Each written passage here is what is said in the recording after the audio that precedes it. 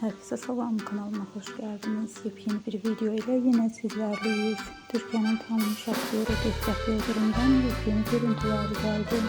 Yıldırım birbirinden muhteşem görüntüleri sözlerine ilgisinden de sevenleriyle bölüştü. Onun görüntüler izleyicilerin merakına sebep oldu. Paylaşmak kısa zaman ərzində çok fazla beğeni ve şah geldi.